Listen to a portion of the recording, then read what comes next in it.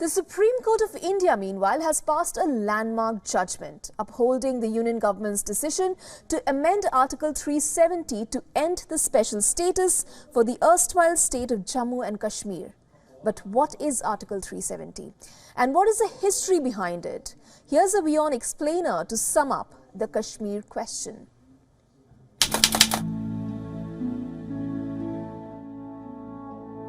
As India began its tryst with destiny after attaining independence, several princely states in the Indian subcontinent had a choice. Either join the Indian Dominion or join the newly formed state of Pakistan.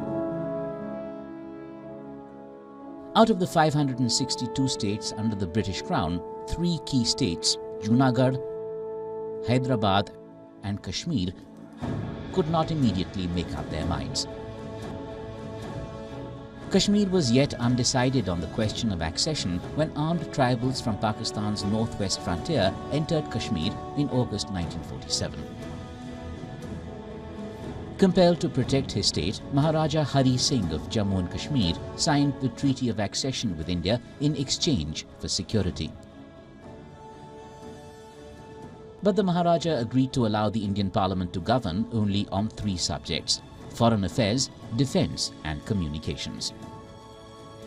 Which is why the Indian Constitution had a crucial clause, Article 370, that stipulated that India will not make laws in Jammu and Kashmir outside the instrument of accession without the concurrence of the state government. It also said that except Article 1 and Article 370, the Indian Constitution will not apply to Jammu and Kashmir. Article 370 also could not be amended without the consent of J&K's Constituent Assembly. The next decade saw many developments. The National Conference Party and its leader Sheikh Abdullah formed a Constituent Assembly for Kashmir and entered the Delhi Agreement with Prime Minister Jawaharlal Nehru. It declared that even residual powers of the Union were out of scope for Kashmir. Article 35A was introduced in the Indian Constitution, conferring special rights to Kashmir's permanent citizens. In 1956, the Constitution of Jammu and Kashmir came into force and its Constituent Assembly was dissolved. This made Kashmir the only state in India to have its own constitution and internal sovereignty. Further, the Supreme Court ruled that all orders of the Indian President were subject to the approval of Kashmir's Constituent Assembly. In the 1960s and 70s, the Supreme Court passed further judgments on Kashmir. The President was empowered to make minor changes to Article 370, and that the article itself was a permanent feature of the Constitution. Fast forward to the 2000s. When Prime Minister Narendra Modi's BJP government came to power in 2014 with a bold promise to do away with Kashmir's internal sovereignty. But the Supreme Court ruled in 2016 that Article 370 will cease to exist only upon recommendation of the Constituent Assembly.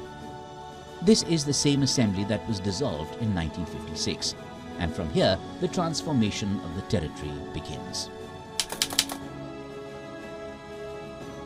The Bharatiya Janata Party withdrew its support from the People's Democratic Party in Kashmir. The government fell and governor's rule was imposed.